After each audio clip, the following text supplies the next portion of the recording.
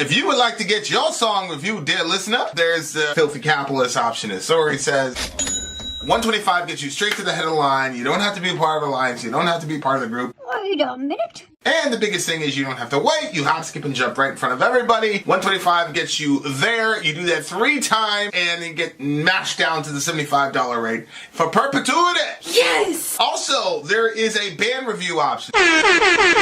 So if you've got a band and you're trying to get your band some exposure, hit me up at vinsori@gmail.com and I'll show you the details about how to pull that off. You can also jump on Patreon and there is a option on the tiers to be able to get your band reviewed. Yep. Obviously, we can't lie to you, so we can't guarantee a positive review. Get what you get. It's just rubbish. Rubbish. Rubbish. That's British for garbage. My favorite is the community option. $1 at the gate gets you in a Patreon. You get to join an alliance. The alliance joins their points together, and that helps determine what songs that we do. The alliances hang out on Discord. Message me on Patreon to get the link. And they do all kinds of other cool things. They do Minecraft, Dungeons and Dragons. Yeah. It's really a community within the community. Anybody can go on the village, facebook.com/Vin and Sori. There's 160,000+ people on the channel.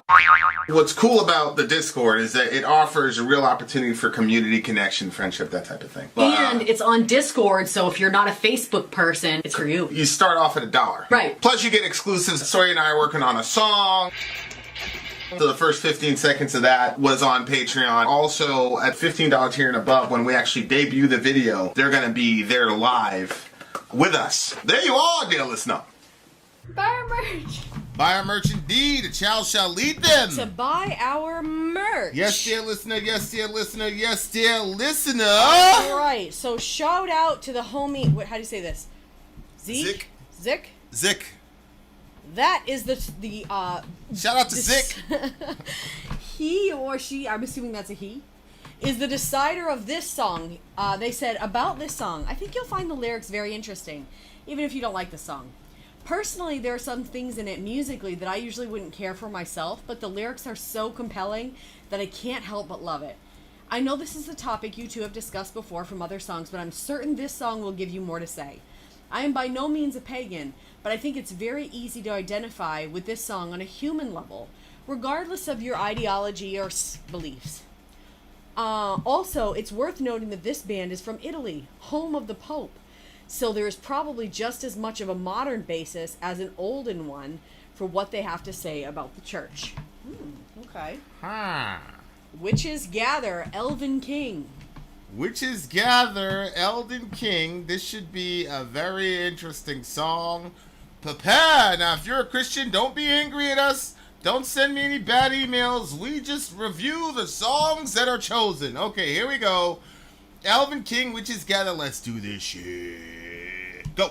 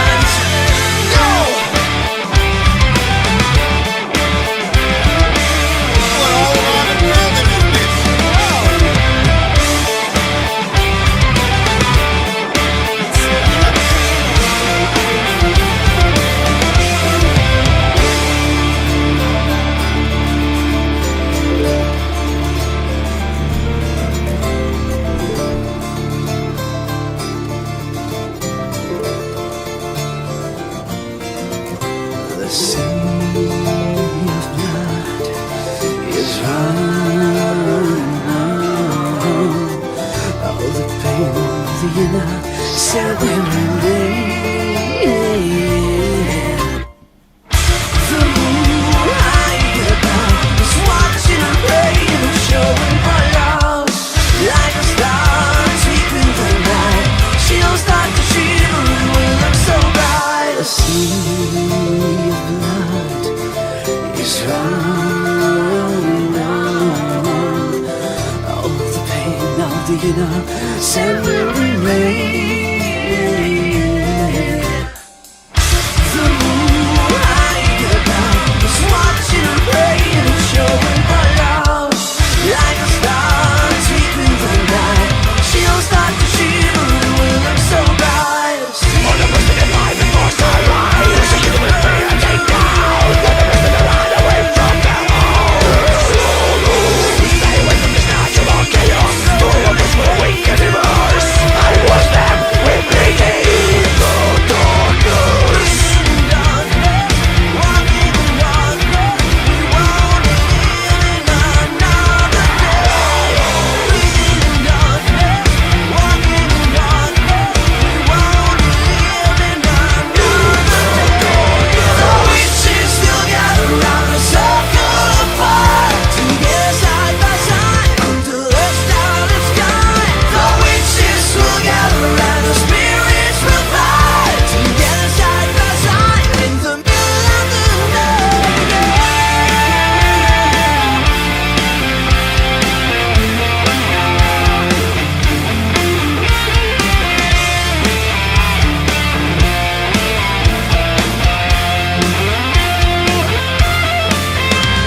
The witches still gather round a circle of fire, together side by side under the starlit sky. The witches will gather and the spirits will fly, together side by side in the middle of the night.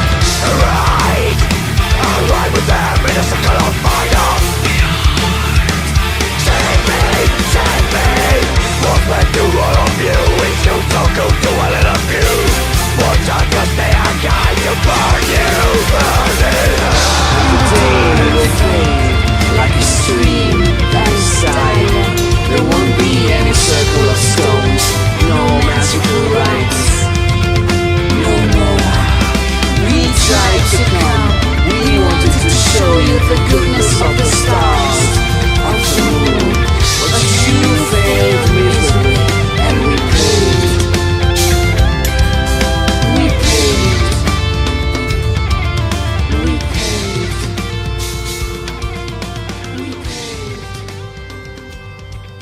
We paid. That ending. Wow. Yeah, that was crazy. This Yeah. this song like was going all around the world. It was close to the point where I'm like, this is why I hate progressive music. You know, they copy and paste a bunch of shit that doesn't work.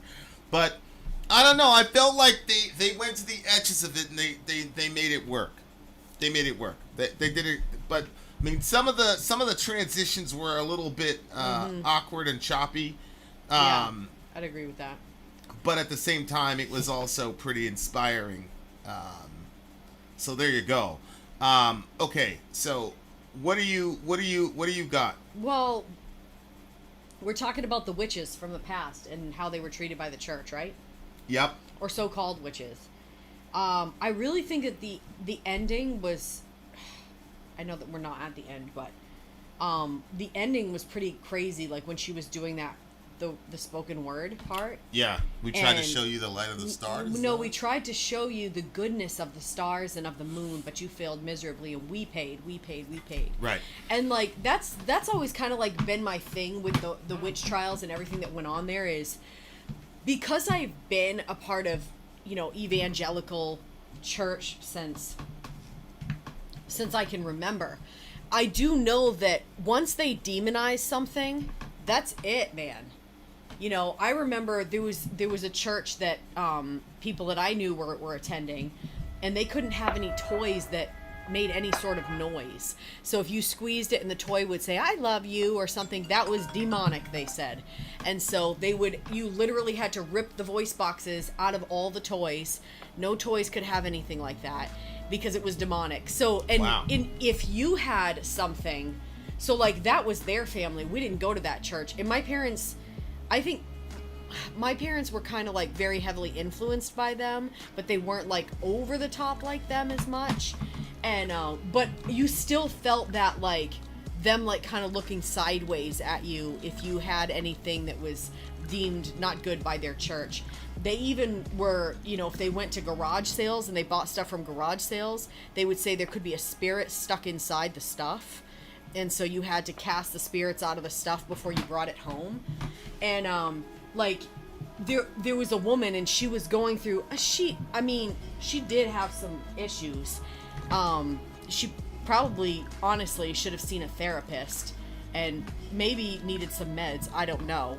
But she was having it's like if, you know, like if every day I slapped you across the face and like one day you're like, "What?" No, and you're freaking out about it. And then I'm like, "Lo, you got a spirit in you." It's like, well, wait a minute. I'm reacting to the way that you've been treating me for a very long time. And so like, but it was, "Oh no, you have a spirit," instead of looking at the real practical side of it. So when she says like, "We were trying to show you the goodness of the stars and the moon, but you wouldn't see it, and then we had to pay for it," like, I could totally see that happening. You get a group of people and they demonize a certain, like, if you, like, I notice it, if you talk too much about the forest, and like if I talk too much about the forest and how the forest makes me feel, that's not looked at it as, you can't say that kind of stuff. You can't say you feel the energy of the forest, right? Stuff like that. So I can see how it could progress to that level, and then people are getting killed for it, and then you just pull in just human nature, just kind of like unchecked, and, you know, women's jealousy of other women, and then saying, "Oh, she's a witch," just so that way, you know, like, you know, just all kinds of stuff like that. So yeah, you'd have been done for. You'd have been done for in that time period. Yeah, that's that. Right, like, yeah. You know, like, "Oh, my husband's enchanted with this woman." It's not because he's a lecherous bastard. It's because this woman is yeah. I'm gonna do my Handmaid's Tale review. I don't know which channel I'm gonna put it on. I'll probably put it on the Middle America channel because, I mean, Handmaid's Tale is essentially a political statement. But one of the things that I thought they did well was the evangelical, I'll say, suspicion of female power. Yeah. Like, it seems to me there's a strain in Western Christianity. In Eastern Christianity, it's very interesting because in China, you've got women running whole denominations. You've got women running like networks of thousands of people, and they're at the tip of the spear, and they're recognized as such, and everybody just, you know. But on the Western side, there's this suspicion of female power. And the idea that a woman can carry any sort of power that supersede men or even are equal to men makes it. I remember one time somebody pulled me aside and said, if you let women do XYZ in the church, they're going to end up running your church and the men are going to whatever. And I remember saying, like, well, that's a problem with the men, right? If they can't you know, play their position because there's a couple strong women around, like, don't we need to tell the men they need to sack up and be men instead of trying to dilute the girls? We're going to dilute the girls' power because these guys are you know, you know, and obviously, you know, it's very fast. So when, you know, watching that series, trying to incarnate as the opposition as much as I possibly could, and understanding that I will never know what it's like to be a woman in America, and a woman, especially a woman in the evangelical subculture. Right. And no matter how feminist you are, if you're a secular woman, you still don't understand what that's like, because that is a particularly oppressive environment oppressive, yeah. that does not appear so. especially to the people that are inside of it. You know, I went to a church for almost a decade, and you know, when they'd go up to pass on the offering plate, they would bring people up, and then they had the little old school offering plate, and then somebody would pray over the offering plate, and then they would distribute it, and then people would give their money. And it didn't even dawn on me that there were never any women to either handle the plate or even pray over the plate. And then one of these people told me, I didn't realize it until one of these people told me directly that was by design. And I said, what? And he goes, well, yeah. I mean, it appears, it looks like it's a leadership position. I'm like, the person taking our money is a leader? And they're like, yeah, and that's why we had the guy pray over it. And I'm like, some of these guys that are praying over, they're like, we don't even know if they're Christians. Like, what do you mean? Wait a minute. Didn't they let your kid do it once? Didn't they let a kid do it? They let my kid do it because he was a boy. Yeah. Yeah, it created all these weird situations when I was like, wait a second. So a boy can do it, but a grown woman can't? Like, and he was like, yeah. I mean, I was like, oh my God. So my point is, like, watching Handmaid's Tale, I was like, okay, this hellscape that they're painting in this story is what would happen if those people took over the reins of power. And, you know, when you look at, on top of the, you know, the Roe thing, which obviously we celebrate, but then Obergefell got called into question, and then Obergefell is a gay marriage. Okay. And then on top of that, they had birth control, which I'm putting an asterisk on because I'm against any, quote, birth control that is abortifacient. But I'm pretty sure it was just birth control in general, and like 157 Republicans voted against it. So it's like, what is going on? Like, this is a very weird, weird situation. So I understand, like, how the Handmaid's Tale thing gets they voted you gotta against give it to them, that you shouldn't be on any form of birth be able control. to, yeah. Well, again, like I said, I'm sure there's abortifacient in there, but I'm sure people could have compromised on that, and it was just about birth control, and it looked like categorically it's like 157 Republicans voted against birth control, So I understand where that comes from. So my point is, like, this has been like a long-standing kind of strange fear that a lot of liberal, particularly women, have.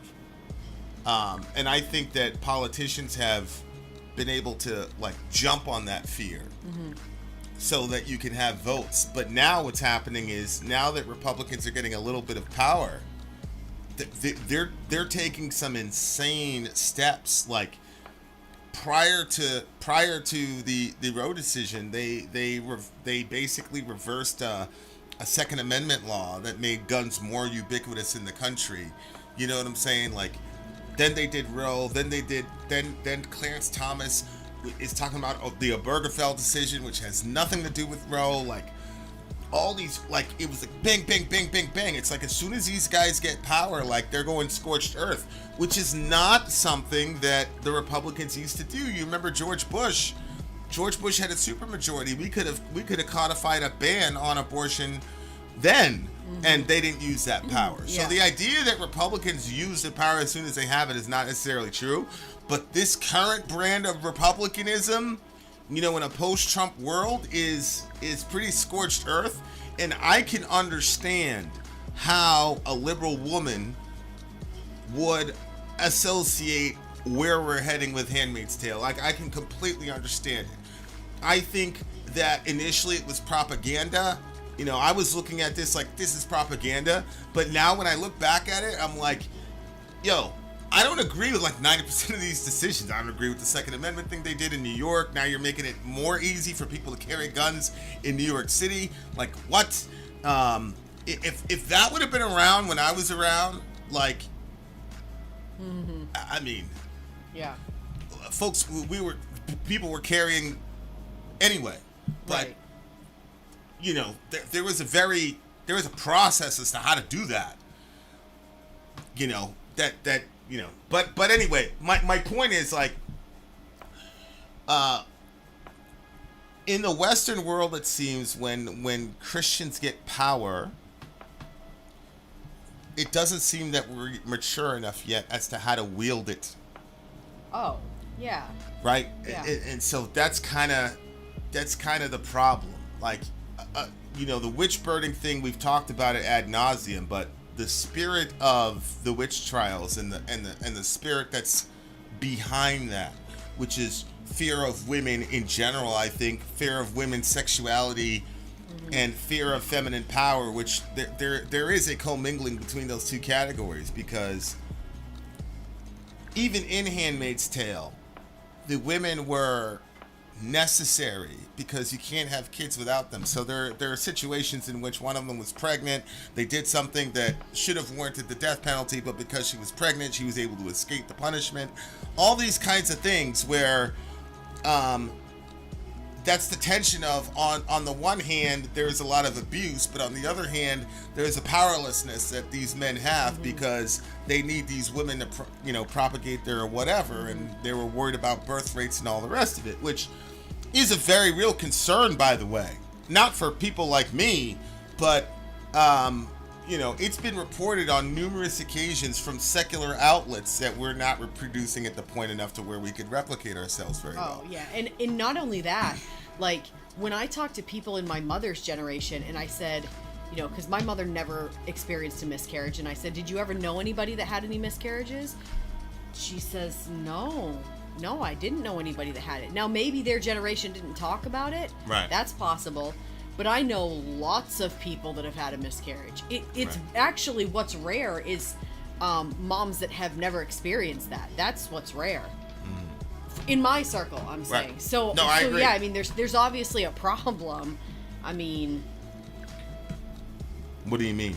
Not just about the birth rate, like people not getting pregnant, but also loss of life in pregnancy. Like that, why is that on the rise?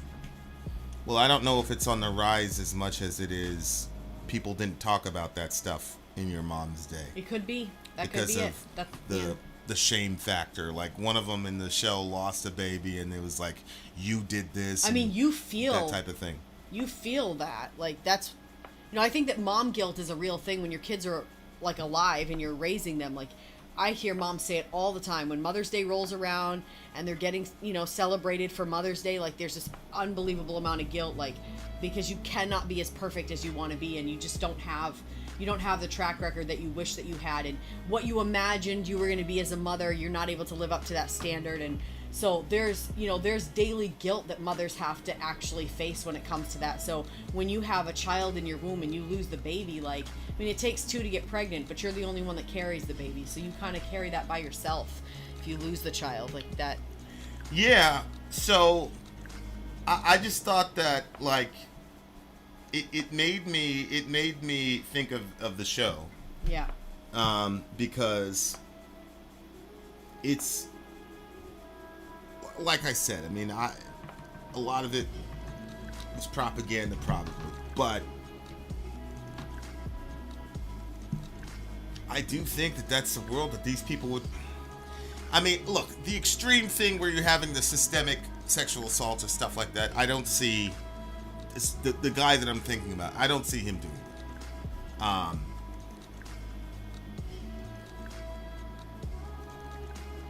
But yeah, the world that those people would create, though, is no, I pretty close. It's pretty close. I couldn't see the sexual assault angle of it, but I could see in vitro with some of those people. Yeah, like farms of Yep. people to whatever. Yeah.